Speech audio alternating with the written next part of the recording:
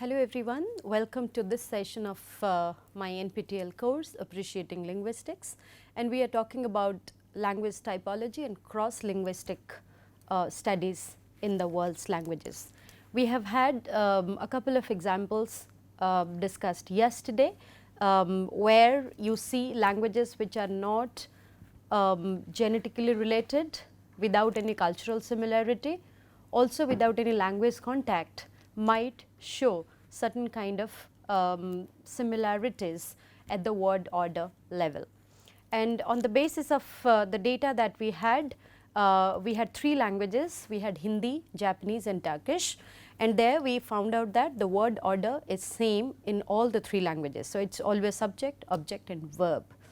Then as far as the possessor possessum relation is concerned, in all the three languages the possessor occurs before then the possessum, and similar is the case with the position of noun phrase and adposition. So, noun phrase always occurs before the adposition, and we have had data from all the three languages.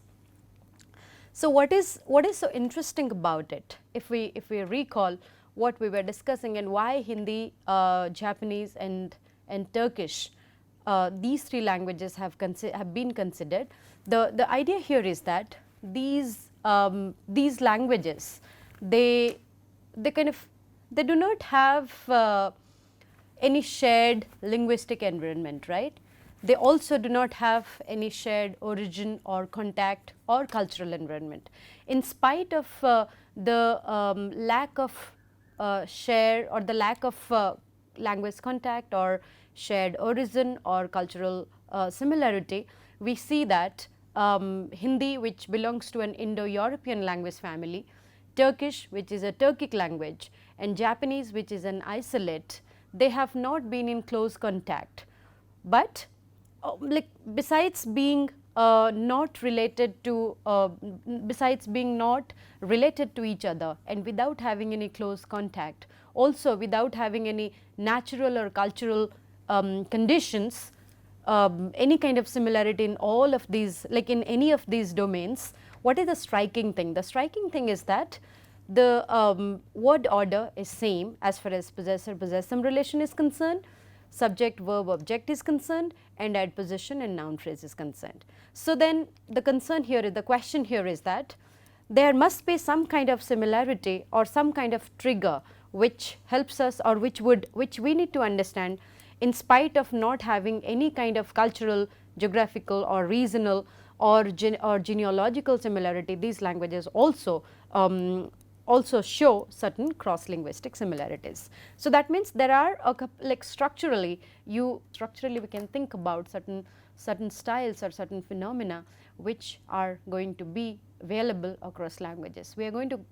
go into these discussions when we talk about, like when I discuss language and linguistic universals, maybe after a couple of sessions. So, this was the story of Hindi, Japanese and Turkish, one Indo-European language or Indo-Aryan, if I can say. Then there is a Turkic language and Japanese, which is considered to be an isolate. All of them, they have certain shared features. On the other hand, we had languages like Arabic and Rapa Nui. So, these two are also genetically unrelated.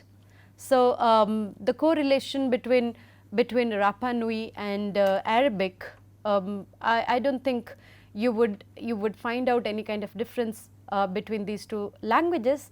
However, if you look at the word order and the same possessor possessum relation, Arabic and Rapa Nui, they would come under one type. Hindi, Japanese and Turkish, they are going to come under the other category or the other type. So, type 1 and type 2. So, with these informations on the empirical and linguistic data that we have, now let us find out how does the concept, or how should we understand the cross linguistic similarities. So, when I say there is a cross linguistic similarity, what do you understand by that? What do I aim at, and what could be the possible reasons for cross linguistic similarities in the world's languages? If you can recall, I was talking about four major reasons which could lead to, or which could trigger, or which could be the reason of cross linguistic similarity. The first one is shared inheritance. So, when you say shared inheritance, two languages that I would like you to think about, they are English and German. So, both English and German, they belong to Germanic family of languages. Okay? And why would we call them that, or why would we consider them having the shared inheritance? Because both the languages, both English and German, they inherited the words, a lot of words from the Proto-Germanic language, which actually is considered to be having a shared ancestral language. So, Proto-Germanic, which is an ancestral language for both English and German, which is why the word for bread, that is same in English and German. So, if you look at the inheritance, or if you look at how the languages have been branched out from a bigger node, or from a bigger domain, or from a bigger tree, then you can find out that English and German, they would be sister languages. And why they would be considered as sister languages? Because of the shared ancestral language that they have, which is Proto-Germanic. So, the first reason of the cross linguistic similarities that we have listed here is shared inheritance, the first point. What is the second point? The second point is language contact. As I have just mentioned a while ago, because of the geographical proximity or the regional proximity among languages, you might see some sort of similarity emerging within the languages. So, in this connection, I would like to draw your attention to languages like English and Swahili. So, they do not have any shared ancestry as such, but what is so similar, because they have certain kind of language contact, and since both the languages have adopted the words, like let us say sugar. Sugar is a word which is same for English as well as Swahili, primarily because of their connection with Sanskrit. So, because of the language contact, both Swahili and English will have certain kind of similarity. So, second reason of cross linguistic similarity is what? It is language contact. So, if we try to explain cross linguistic similarities, we have to list down the multiple reasons that we have in hand. Now, let us move to the third one. So, what is the third one? The third reason of linguistic similarity or cross linguistic similarity would be shared environmental conditions. So, when you say shared environmental conditions, then let us find out how the languages they can have similarities in the like because of the sharing cultural or environmental conditions that they have. So, let us look at the examples, or let us look at not the examples, I will just tell you the names of the languages which have cross linguistic similarities because of the environmental conditions, and that is Japanese and Gugu Yimithirr. So, these are the two languages which have what? They have the alternate words where, let me read it, alternate words where the choice between them depends on the social relationship between the speaker and the addressee. So, what do they do? What is so striking, or what is so important to discuss about these two languages? These two languages, Japanese and Gugu Yimithirr, they have alternative words, and they can choose either of them depending on the social relationship between the speaker and the addressee. Okay? Maybe I will give you an example from Hindi, that will be easier for you to understand. I am talking about a family relation or kinship relation, as we say it in linguistics.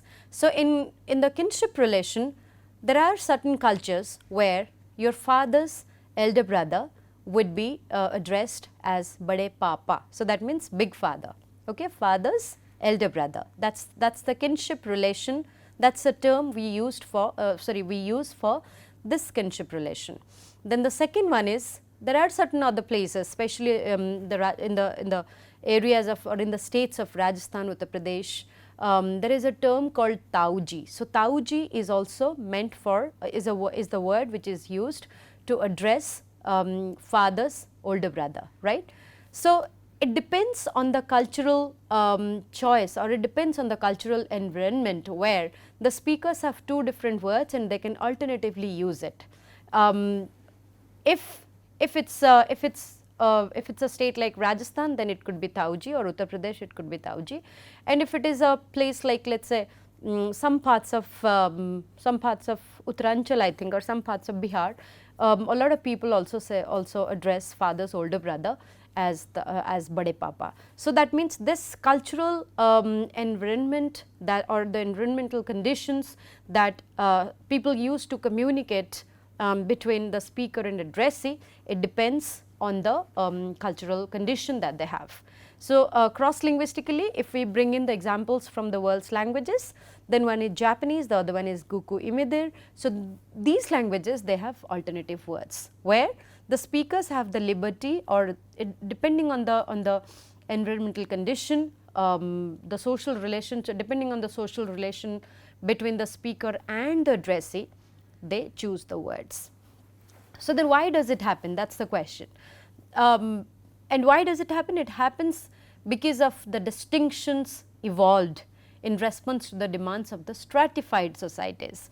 So, what do we mean by stratified societies? Where there are many levels or many varieties, or there are, this is not homogeneous, but the heterogeneous societies where honorification has been at different levels, or addressing has been at different levels. So, considering both Japanese and Gugu Imidir, they, in both the languages there is a distinction distinction in response to the demands of the stratified societies. The speakers have the liberty to choose either of the words as far as the speaker and addressee is concerned. So, that is about the shared environmental conditions. So, this is the third point. And what is the fourth point? The fourth point is depending on the types of language. So, reference to, if I read it, then it will be by reference to language types. And these language types would help us to understand, in spite of having no language contact, no shared genealogy, and let us say no similarity in the cultural components, how come languages, they have certain kind of similarity at the structural level. So, here I would bring in the examples of Hindi and Japanese. So, let us recall the data that we had for the possessor and possessum. I told you in Hindi and Japanese, in both the languages, the possessor occurs before the possessum. So, what does the possessor whether it is different from English or it is similar to English, you think about it and let us know. But I think I gave you the example, the girl's mother. So, when I say girl's mother, who is the possessor? It is the girl, and who is the possessum? It is the mother, right. So, in both Hindi and Japanese, the possessor comes before the possessum. So, that is a similarity which we have between these two languages, in spite of not having any kind of shared genealogy, cultural components, or language contact. So, then now the question arises, why does it happen? Why do you think this is this kind of a similarity occurs? The reason is that the possessors are dependents and the possessums are heads, and both languages are of the dependent and head type. So, if you look at the type, if you look at the category of a particular language, then both Hindi and Japanese, they belong to one type. And what is that type? Dependent and head. And this dependent and in this type of dependent and head category, it's the dependent that that happens or that occurs before the head. So, the head is the possessum and then the dependent is the possessor, right. So, how does it work? It goes with the dependent and head type. So, these are the four so kind of, if I put it together, or if I try to rephrase, or if I would help you to recall what we have discussed as far as cross linguistic similarities are concerned, we realized that, or we listed that there are four major types, or sorry, there are four major reasons. The first reason, because of the shared inheritance, we get the cross linguistic similarities. Examples: English and German for the word bread. Second, language contact. English and Swahili, they have similar word for sugar, and that is the example which we need to sort of think about when we are trying to discuss cross linguistic similarity because of language contact.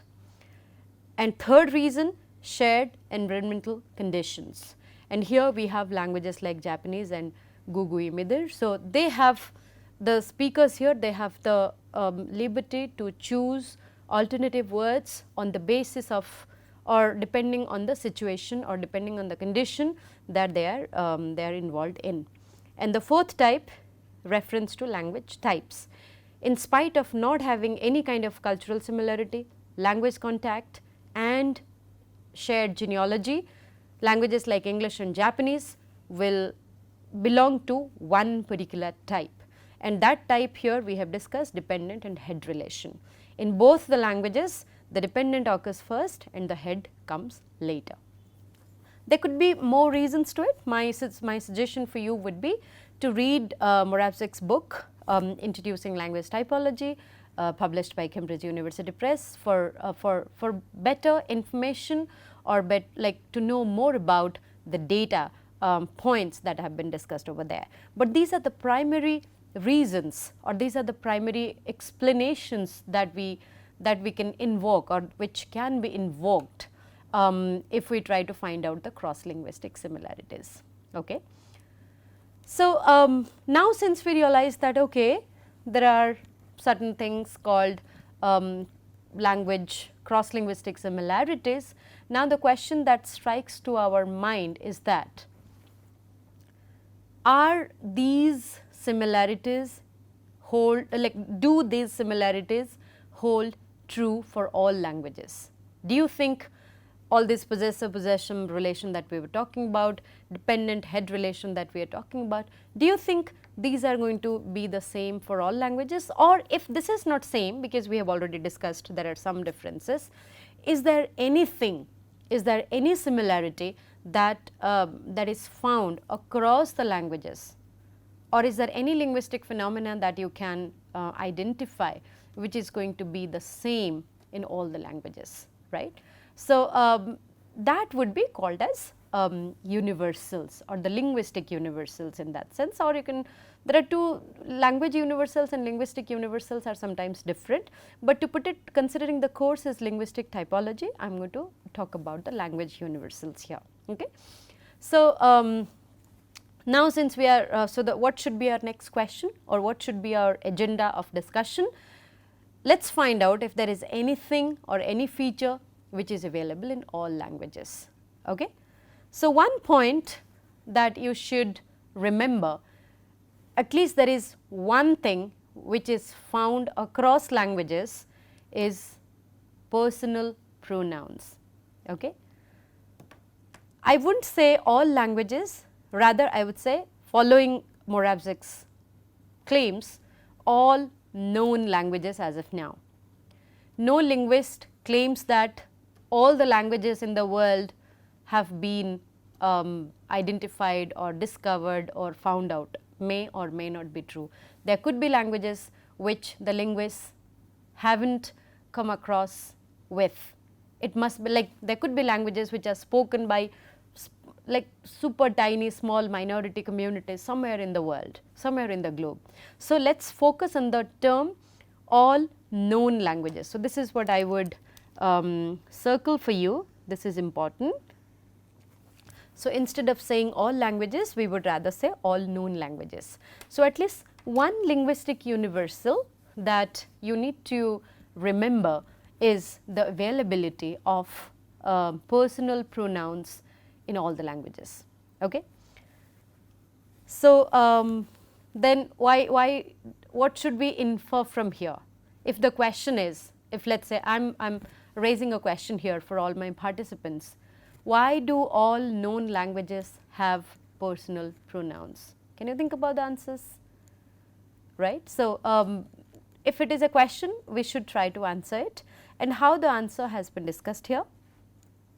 If we follow the genetics, like the reasons of cross linguistic similarity, we will apply one by one. What could be the possible explanations? Okay. Let us recall, what was the first reason of cross linguistic similarity? Shared genealogy, okay, or the shared inheritance. What was the second reason? Language contact. What was the third reason? Cultural conditions. And what was the fourth reason? Language type. So, now if the question is why all languages have personal pronouns, there could be any of this or all of the answers might hold true. It could be somebody might answer or somebody might tell that okay, all languages have personal pronouns because all languages are genetically related and the ancestral language from which they derived, they had personal pronouns. That is the reason number one, because shared genealogy is one of the first and the foremost reasons that that triggers similarity. So, going by that, our argument is that all languages are genetically related and the ancestral language from which all the languages have been derived, they have personal pronouns. That is why all the languages in the world have personal pronoun. This is one set of argument. What is the second set of argument? The second set of argument is all languages have been in direct or indirect contact with each other and the presence of the personal pronouns has spread from one to the other. So, that is the second reason. That means, what are we claiming? We are claiming that besides having a common or shared ancestral relation, all languages in the world, they might have had either direct or indirect contact, and because of the direct and indirect contact with each other, the presence of the personal pronoun has spread from one language to the other. That is how we have got personal pronouns in all the known languages of the world. That is the second thing. Third thing, or the third reason, depending on the cultural conditions. So, because all languages are spoken in same cultural conditions which calls for personal pronouns, the languages in the world have it. Do you think this will hold true? Do you think all languages are spoken in the same cultural condition? We will think about it later, but this could be one potential reason. And what is the fourth one? All languages belong to the same language type, because it depends on the language type, or because of the typological similarity, we have the cross linguistic similarities, right. So, do you think, so now let us evaluate the possible explanations. So, these are the four probable explanations. Since we have the probable explanations, now we will try to explain what are the possible explanations out of these. Okay. What does the first one say? Let us look at it. The first one says there is a single source for all human languages, okay, going by the logic of shared inheritance. And if this ancient language has a personal pronoun, all of the daughter languages have retained it. Do you think this is a possible hypothesis? What is your sort of take on this? Do you think all languages, they share similar or the same genealogical ancestry? If we stick to this hypothesis, then it will have two questions. Okay? And what are these two questions? First, okay, let me write it over here. So, the questions here, following the first argument that we had, all the languages have a shared genealogy. First hypothesis is that all the languages, they have a shared inheritance, or there is a proto language or a mother language from where all the daughter languages have evolved. So, if that is the case, then there are two questions that we need to answer. What is the first question? Why did the source language have personal pronouns, right? So, don't you think this is a question worth pondering over, right? So, why why did the source language have a personal pronoun? Why not anything else, or why not XYZ, right? Then the second question is, okay, we assume that the source language had personal pronouns. Then the question is, how come only the personal pronouns, obviously with many other linguistic phenomena, survived the millennia? There are many years, millions of years have gone, or it has been a past. So, how come it is only the personal pronoun, along with some others definitely, survived the millennia, but a lot of others or many others could not? So, these are the two questions which I do not think we can answer. So, the first hypothesis has its own challenges, but it is not impossible. So, the linguists would argue that there could be a proto language from where all the languages in the world have evolved. And if that has been something that we would accept, then we also have to answer these two questions, right. Now, what is the second hypothesis? The second hypothesis is that perhaps the personal pronouns first evolved in one language and the idea then spread to the other languages. This could be the second hypothesis, is that it happened to, or it appeared in one language, but because of the language contact and other issues, then it spread to the other languages. This is the second hypothesis.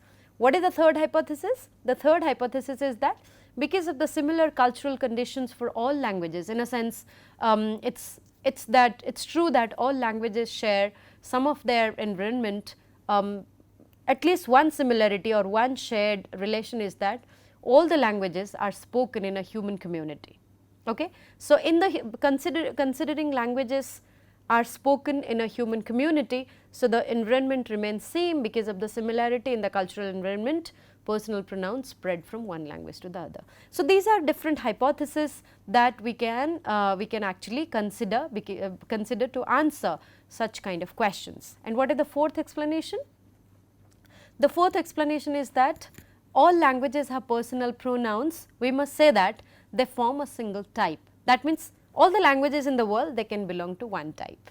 So, these four possibilities or these four hypotheses, they would sometimes, like, they are not impossible, but it is difficult to answer certain emerging questions when you hypothesize one of these. So, these are still, the linguists are working on this, and on the basis of the four possible explanations, we can also go to the fifth one which I did not discuss in this slide. So, the fifth one would be the question here, or what sort of a question do we see in the fifth one? It is written here in this slide. Why do all known languages have personal pronouns? That's the main question that we are trying to understand. So, the fifth one is that because all languages belong to a type of communication system, right, where the presence of personal pronoun is required. Personal pronouns is required. So, that is the fifth explanation. So, what is the fifth explanation somehow would summarize all of them. So, the concern here is that because of languages belong to a type of communication system where the presence of the personal pronoun is absolutely mandatorily required. Because of this requirement, we have languages in the world which have personal pronouns, right. So, these are a few answers that linguists would give you to approach or to think about the cross-linguistic similarity in typology literature. So, or if I put it in a more in a brief manner, or in a more condensed form, then I would say cross-linguistic or typologically cross-linguistic similarities are emerged because of these possible explanations, and we have tried to understand how a personal pronoun like I, you, so these kind of, or me or him or her. So, these sort of pronouns, why do they, or why do we find these things available across languages? So, the hypothesis could be any of these 5 that we have discussed. But one thing you need to remember is that because of the availability of this phenomena, or sorry, of this phenomenon, that is personal pronouns across languages, we call it language universal. So, from here onwards I am going to talk about, or I am going to take up issues related to language universals.